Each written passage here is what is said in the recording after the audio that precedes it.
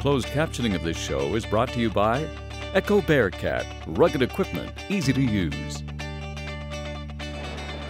You know, the Campbell River Salmon Festival has been around for almost 50 years, and one of the key players behind this whole event is Jim Lilburn. He's been responsible for the success of it for, I believe, just about all those 50 years. He's incorporated the Logger Sports competition where they offer $32,000 in prize money, which attracts many of the best athletes from the western part of North America in the U.S. and in Canada. It's a great place to spend the weekend with your family and bring your kids. You can also go to the Salmon Sizzler Cook-Off, or you can just enjoy some of the fast food from some of the vendors. Right now we're getting ready to start with a single buck in the men's division.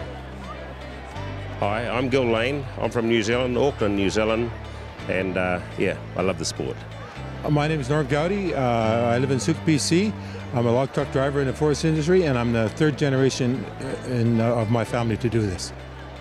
You know, Rod, we use the term veteran competitors a lot. Nowhere is it more applicable than these two guys right here. Both of them in their 60s. Gil Lane from New Zealand, Norm Goudie, veteran competitor from Souk, British Columbia. And single buck is an event that you really do need some experience. That's right. It all comes down to technique in the single buck. Of course, Norm Goudie, look at him. He's a block of a man, really strong fella. He's been pulling a single buck for a long time. His technique is really well. And look at him give it in this single buck. Gil Lane on the left-hand side from New Zealand caught a little bit of a raker there, but Norm Goudie just powering his way through that, manhandling that piece of wood with that saw. Norm Goudie wins the first heat in a 15.15 of the single buck. Norm, that single buck effort of yours shows me no evidence of you getting old. Well, you got to give her to beat these young guys, eh? But you still got the strength. You know, I know you're getting up there in years, but you still got the strength to be able to pull that thing. Yes, and there's a technique to it, too. It's not easy. You got to know how to run it smooth. If it doesn't run smooth, you don't win. Good job, Norm. Okay, thank you.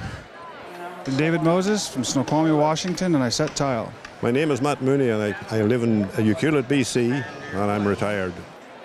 Yeah, Bill, in the Canadian world of lumberjack sports, there's really two classes of lumberjacks that we talk about. We talk about sawyers and choppers. Some guys are real choppers. They spend a lot of time perfecting their technique in chopping events, and then other fellows will spend the money they need to get a really good crosscut saw and then perfect their sawing technique. And this David Moses, you watch him, he is a sawyer. Well, so much of his upper body strength, but you talk to the best in the world, they'll talk about using their legs as well. David Moses powering his way through, buckles the saw, breaks off a cookie, but he's right back in there. He's still going to finish with a pretty good time. He finishes with a time of 16.84, good enough for second.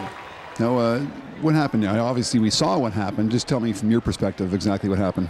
I got a little ahead of the saw, got a little bound, lifted up a little bit, so the saw bound up, pushed out a little too far and broke the cookie off. I heard Carl Bischoff saying that maybe the wood is a little bit softer than what you're used to. You're used to sawing a little bit harder wood? Usually, yeah. It's a little softer than I expected it to be, so for white pine.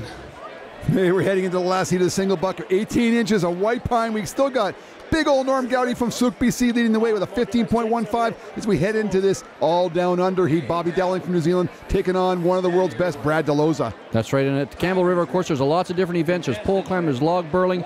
These guys are here. They do single bucking down under, and of course, they're good at it. They're going to be giving their all in this event. Brad DELOSA regularly competes against the best in the world in the single buck. But look at Bobby Dowling. He's got a great pace, but his saw's not dropping as fast as Brad's. Doing a good job, but Brad DELOSA's going to do it here, taking first place in 13.4 seconds.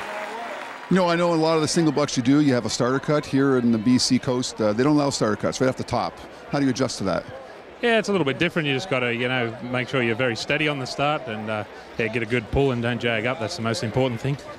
You're pretty aggressive there. The soft wood here, can you get as aggressive as possible? Yeah, try and get as much weight on it as possible. It's a lot different using the peg and raker saws compared to the M2s we use in Australia. But yeah, once you get used to it and settle in, they're definitely a better cutting saw.